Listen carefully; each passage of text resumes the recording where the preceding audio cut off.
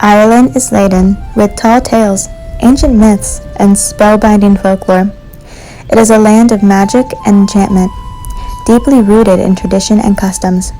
Throughout centuries, Irish mythology and folklore have creatures that have peppered the stories passed on from generation to generation.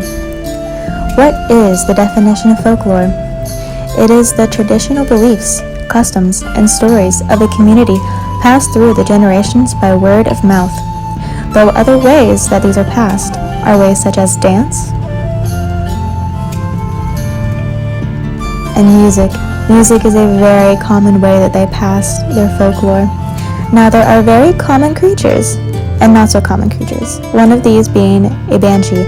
A banshee is said to be washing the bloody clothes of someone who is meant to die. They're also known for wailing and crying over the loss of someone. Their voices can be heard for miles. There are light-hearted stories, and there are dark. A dark creature such as a puka, a shape changer, a most feared creature said to bring bad luck to those who sought them out. Though very rarely are they said to bring good luck.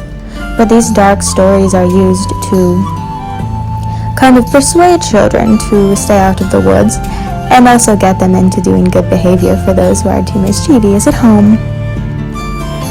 Now, the difference between folklore and folktales, myths, and legends is that folktales are stories of people as main characters that sometimes include feats of strength. Myths are stories told to explain the world around us, such as why the seasons change.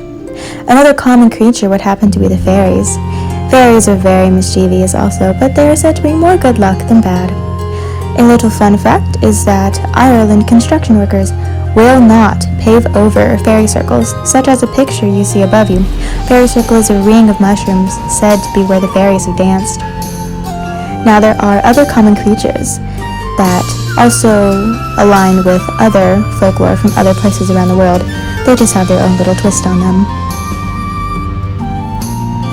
There are reasons why folklore should be taught and remembered. There are other dark creatures. A Dullahan, or better known as a headless horseman, are known to ride through very select few towns in Ireland, but if it is said to abruptly stop, it means that someone is going to die. There are a lot of very ominous folklores in Ireland. A reason why folklore should always be taught is that it is everywhere.